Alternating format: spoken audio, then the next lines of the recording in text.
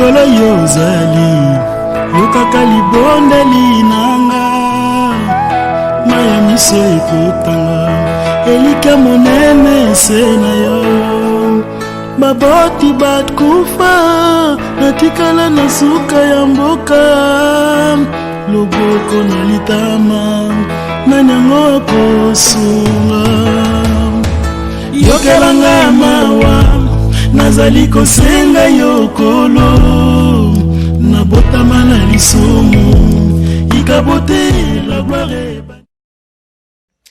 Shalom, shalom, Dieu vous bénisse. J'aime beaucoup Jésus-Christ. Il est mon sauveur, il est le roi des rois, il a reçu les noms au-dessus de tous les noms. Dieu vous bénisse dans le nom de Jésus-Christ.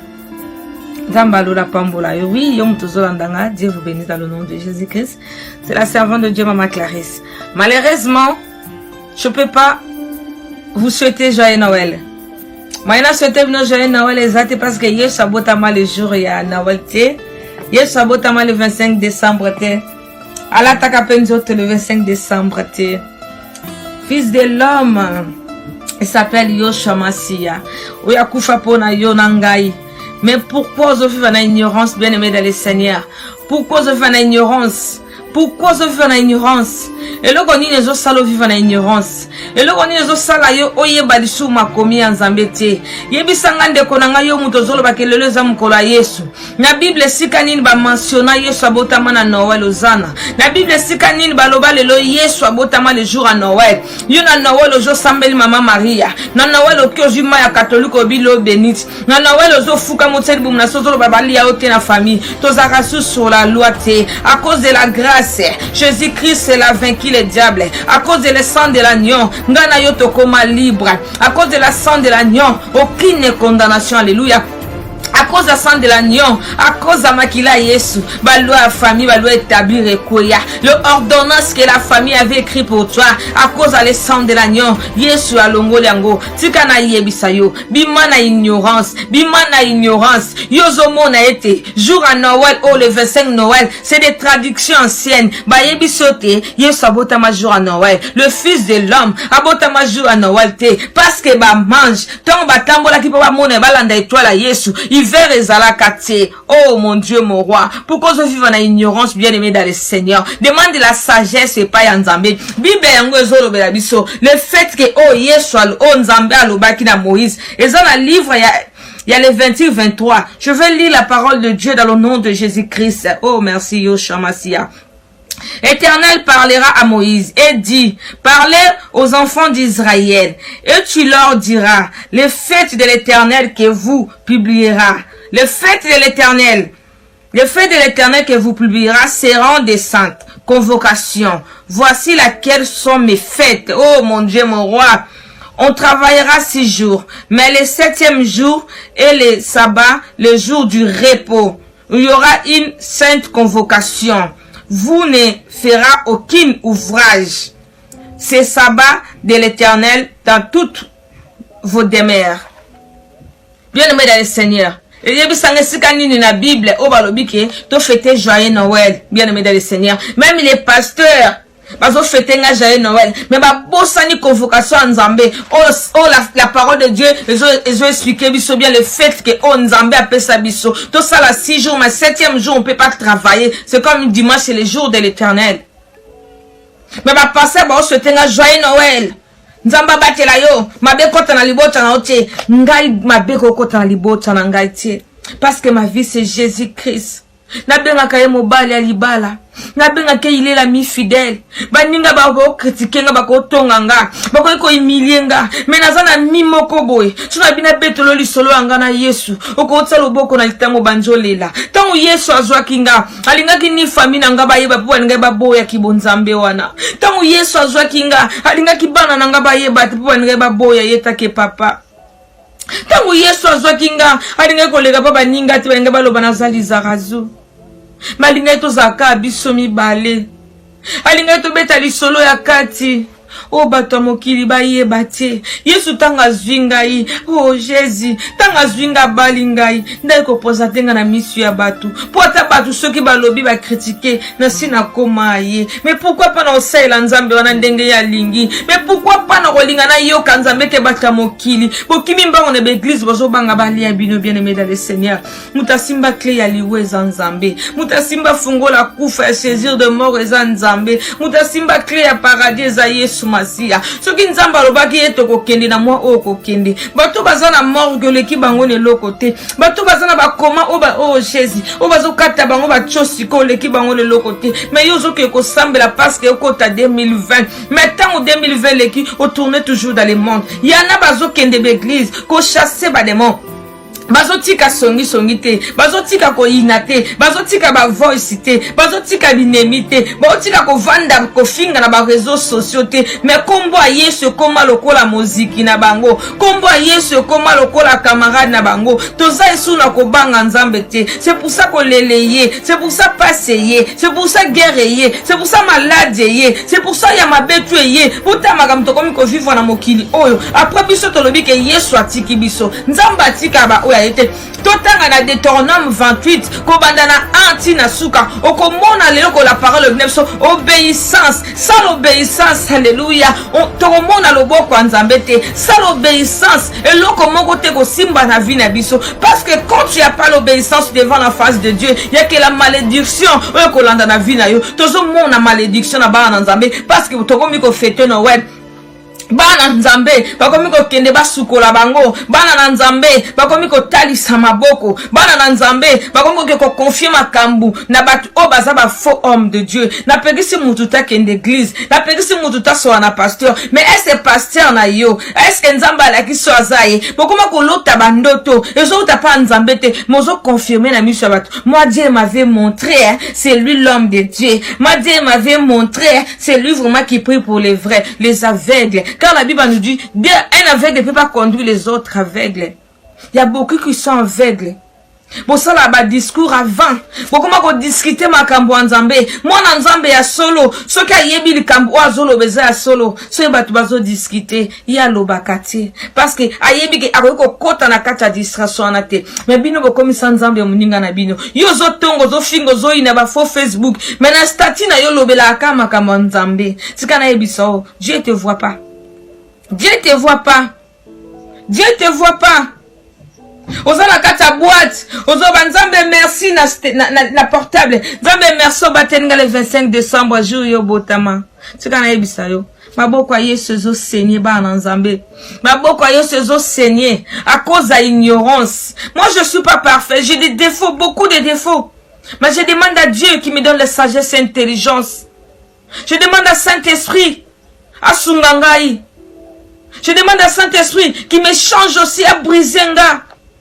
Parce que la royaume de Dieu c'est comme le royaume de Dieu pour quand on fait ça le quoi moi na mukie même ba fingyo ba tongyo ba humilier yo osa tout le temps ka par terre oso le la ka pa nzambe. Moi aussi je demande à Dieu qui me change comme toi aussi faut demander à Dieu qui te change. O comme mon otiki nzoto libanda o comme tout était grâce. Et c'est grâce à Nzambe. Et yaki poyo lata mini. Et c'est grâce à Nzambe. Et yaki poyo tika la mutaka na boîte pour le bik le 25 décembre Nzambe. Abo chamaki. Tika na yebisa yo. Conseil na opesa yo. Oyo banga Noël. Banga mars. Banga février. Banga avril. Banga juin. Banga août. Bien aimé dans le Seigneur. Parce que bando qui va changer stratégie, alléluia, Jésus. Bando qui va changer stratégie. Ba yebi que ça na batu mingi. Ba koma ko timbela Noël. So ki to lié libote ko ba to lié na ba fête. Tika to changer to mema na ba mars na ba février. Lem so to ko mema na kata mois de juillet. Mais yo na kata décembre moni ko leki, on lui que tout était grâce. Mozana nzambe te. Relation na yo ni nozana ngona nzambe. Soko si église au chasser la démo na bar ok ko tonga soko silisi ko sambelo zonge toujours ko lia banzota baninga no mwasi tika na yebisa yo muto mesa ko lia banzota baninga no mwasi parce que ozana molimo ya celibat parce que ozana molimo ya mbwa na yepo na finga yo tena lingi na talisa yo avant que ta 2020 au changer vie na yo bien aimé dans le Seigneur O changer vie na yo.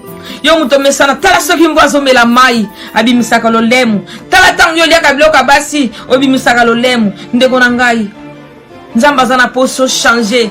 Yesu soka ile lo matate. Soki pasteur akosa oke même au prier ka nzamba yebi yo non. Nzamba vomira ka bato bazala mi ya mokili. Yo mutu o mesala ko bimana ba ninga no mibali na ebi mingi ba cercle pourquoi poto solaka. Je vous aime l'amour du Seigneur Jésus-Christ. Soki na lobina bomba yo sortu na ngai. Soki na lobina bomba yo sortu na ngai. Il est temps que vous changez votre vie. Yo muto bimana mibali belé, il est temps que tu changes ta vie. Il est temps. Nebi kasa bandeko mingi mokile bebi sa réputation na bango samba zala lolenge bazali. Mais mokile lati sa bango caché. Oh balati sa kangai. Mokile lati sa bango caché baza basa kindumba basa mobulu basi ya sida. Mais baza bongote. Mais tika na yebisa yo. Pour Saint-Esprit kota likamu na yo. Changer comportement na yo. Changer façon à kotambola na yo. Changer façon de parler avec les gens. Vina yo zo simbate. Pas problème est là tu on nzoto. Mais pourquoi tu es toujours dans cette milieu? Pourquoi tu es toujours que aux ana milieu pour mon que ta vie a changé? Mais quand tu es toute seule tu pleures. Quand tu es toute seule tu manques même les 10 euros. Quand tu es toute seule tu manques même l'argent pour acheter un vêtement dans le magasin. Mais tu peux faire les boucas de là. Oui, c'est toi que je te parle. Oui, c'est toi ma sœur, c'est toi mon frère. Pourquoi kokimanga parce que je dis que la vérité. Pourquoi kokimanga pour nazo sambela nzamba solo. Quand tu dis la vérité, ba olinga yote. Nazana posa bolinga ngaite. Mais nazana posa bolinga nzambo azakati nanga. Posa na posa na lobela bino vérité. Tika na yebisa yo bien-aimé dans le Seigneur, tu vas dans l'église. Au bandi ko prier, au chasser ba démon. Au chasser ba démon. Mais tango bimi l'église, oyebite ser wana zandoki, oyebite ser wana zana misala mabe, yebisanga prière no salaki ke wapi. Même na kati église yo tongaka, mais bato libanda ba koma ko mona passer za passer à lokuta, cause na yo tu vas dans l'église tu changes pas. Olobaka parce que yo pesa ka ba dîme. Olobaka parce que tsaka ba offrande. 10 000 offrandes de ça que l'autre parce que c'est le pasteur qui enrichit avec les dîmes. Si tu donnes chez des orphelins et tu marches avec la crainte de Dieu, tu verras la gloire de Dieu. Bien-aimé dans les Seigneurs, je ne suis pas contre les pasteurs. Je ne suis pas contre les églises. Mais à prêcher qui est la vérité. Beauté à bananzambe oeza solo. Beauté à bananzambe oeza solo. Bokangi royaume de cieux par la bana nzambe. Bokangi bokonzali koloba nzambe ba kotate. Mais la seule chose que laisse que je vous dis, nzamba sapona ba oyaye. Même si bokangi nzambe, ezana jour oyo, yesu akoya, ako débloquer ba oyaye, ako longola ba oyaye na kati ya libulu na foshi ya lion. Tika na yebisa yo. Joseph Libota na yeboka kiye na libulu. Libota ne boke na libulu kaka Benjamin le ki na lobite to bimise na libulu to teka ye bateka ke pa ba esclave mais ta ba esclave suka ki wana teta pa Joseph Potiphar ki ko somba ye esuka ki na ndaka Potiphar te puta za ekana komba akokota Potiphar ko tsena boloko pa ya Pharaon mais suka kana katsa boloko tabi maki ezana jour on nzamba ko bimisa ba oya ye yo muto zolanda nga depo banda ko sambela nzambe nzamba lobela kayo nini depo banda osambela nzambe dimension no yeza ndenge nini na vie chrétien yo muto zolanda ngai soko zana bolemba prière soki misu na yo kufa soki matoi na yo kufa lève-toi dans la vie de prière. Lève-toi. Et il a appelé bana nzambe mono lembi. Il a appelé bana nzambe mono lembi ko prier. So landi maman Clarisse, lève-toi. Bimana ignorance à la traduction ancienne. Bimana ba ignorance à la traduction à la tour de Babel. Bimana ba ignorance et impudicité. Bimana ignorance à la kisi. Ojo pusha otanase. Ojo pusha otana lolem. Sors dans ces ignorances. Tana yoko arrête de pleurer. Toza kabana mike tozo kola. Finga nzambo zo finga lelo. Loboza na posaneza trop tard. Loboza na posaneza trop tard. Moninga malamu za Yesu. Moninga mibale za yeyo. Okoyeko bala. Memo bala ko décevoir yo. Koyeko bota. bana ba décevoir yo, mais on a mis fidèle à décevoir tes Yesu. Si kana yebisa bino bien-aimé dans le Seigneur, Yesu azamalamu. Yesu achange vie à mutu. Mutu omo kilelo bien komi na suka. Yesu akomisa ke numéro 1. Mutu omo kilelo bazana tina te. Pa Yesu azana tina. Mutu o famille finga ke lo bagazali boma. Yesu amona kaza normal. Mutu o famille kotana bandanga tekaye. Ma Yesu azwaka ya sombiye. Ndeko nanga bima na ignorance. Yo mutu zo mone logo zo simba to kanga mina kana milieu congolais. O kanga mga tout autour baninga. Kolia na muninge la kisita lingio. Kolata na muninge la kisita lingio. Kobimana ni bale bele bapesa ko ba dessin wo la kisite ba lingio. Vina yo eza wapi. So nzamba fungolo miso molimo. E mone siko zaline siko okende. Oko yana makola nzambo ko luka nzambe bien-aimé dans le Seigneur. Eza na batu mususu. Babandaki musala nzambe bien. Batu balobi que cette sœur elle a changé. Mais bah dérouter nzela nzambe pour comme ko sala honte na ba Facebook les choses que vous faites ils ont glorifié comme nzambe te mission na yo nzamba benga ki ezani ma sœur mission na ezani nzamba benga ki yo ma sœur dans un apostole linganga te mais na zo lobelo o eza vérité c'est l'esprit de Dieu qui parle en moi bien-aimé dans le Seigneur Hosanna. Frère, musala na yo zanini, onzamba benga kiyo, o changer destination, onzamba klasa kiyo, o comme na destination ya ba faux pasteur, o comme na frère, comme na destination ya ba faux frère, ya ba faux sœur. Nzamba pesi yo mission, msio comme ça la mission msio kasi ke zo glorifier comme nzambe, zo glorifier comme nzambe te. Nzamba pesa ki yo ministère. Ministère pour gagner ba âme. So ministère nous ont mataté parce que quel banda nzambe. So ministère nous ont tombo maté parce que quel banda nzambe. Nzamba benga ki yo na vio yo zalaki nango. Pour yo gagner ba âme. Nzamba benga biso l'esprit de timidité te. Mais yo komi koleka pour no koloba makambo zo glorifier comme nzambe te. Yo komi koleka pour te makambo za nzambe te. Okoma na omuta parabole ya bolingo. Okoma na omuta parabole o makambo ya mokili. Mobosa ni nzambo abenga kiyo. Yo muto zolanda nga zonga na nzela. Yo muto zolanda nga zonga na mission. Ozaki servante, ozaki frère. Mobimi libanda. Ozalaka sima ba pasteur. Mais mission nzamba pesa yo kundia ngo foza sima ba pasteur. O foza sima mama prophète. Yo sika tu balobaka makambo landaka. Yo sika tu ba prophétisaka tiela. Tout le monde en a Actes des Apôtres 16. Cette femme-là qui prophétisait, mais c'était les prophéties des serpents. Moi, j'aime Jésus, c'est pour ça que je dis qu'il est la vérité. Mingi balinga ngate parce que je dis la vérité, parce que Jésus a changé ma vie. Nako ko lekate pona buka lokuta na kombo nzambe, parce que lala ko lamkeza ngolu. So na kufi na lisumu na kufa na musuni na molimo na boyi. Naza lokola l'homme riche. Ozaki na lieu de tourment. On m'a placé au royaume de cieux. On m'a placé près de mon Père. Dieu m'a fait grâce comme apôtre Paul. Je ne vais pas perdre les choses que Dieu a fait dans ma vie. Je ne suis pas parfait, je répète. Parce que la chair est faible. Mais j'aime Jésus. Ngapi nazana posa, na koma lokola nzambe, na tambola lokola Yesu, na sama makambo lokola nzamba changer mon tema na ngai. Pierre changer mon tema na yo. Je bénis tout le monde. Oba Olanda exaltation oyo. Tobi mana ignorance. Tobi mana ignorance. Jésus-Christ n'est pas né le jour de Noël. Yesu abota ma jour à Noël te.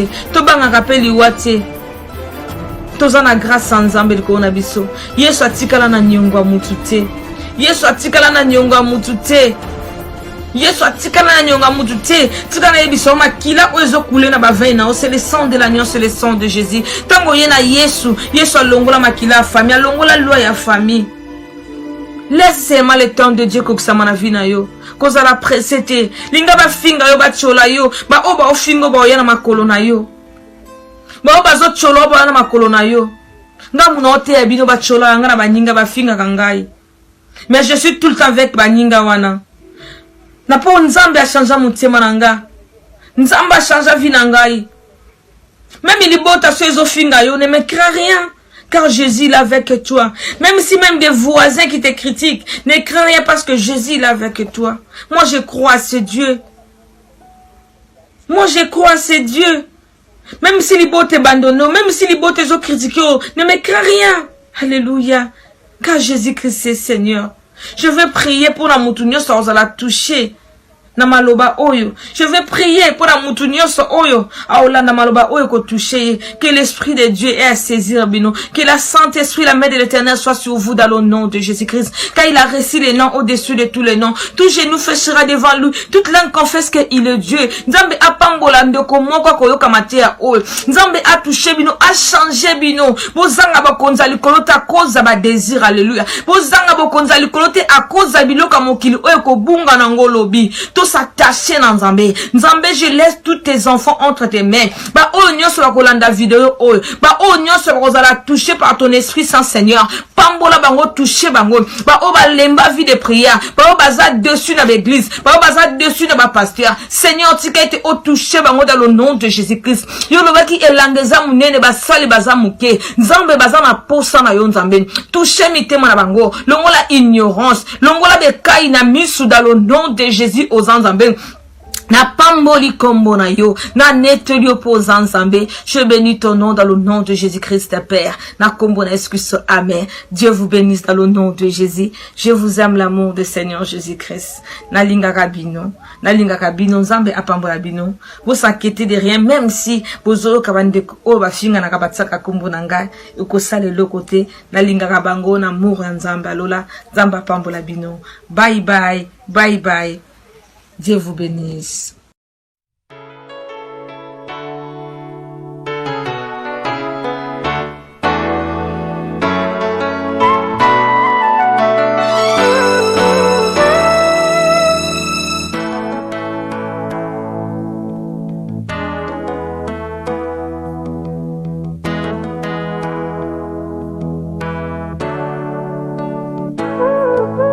Likolo yozali yokaka libondeli nanga maya miso ekotanga elika monene se na yo baboti bakufa natikala na suka ya mboka loboko na litama na nyango kosunga yokelanga mawa nazali kosenga yokolo na botama na lisumu ikabote la gloire.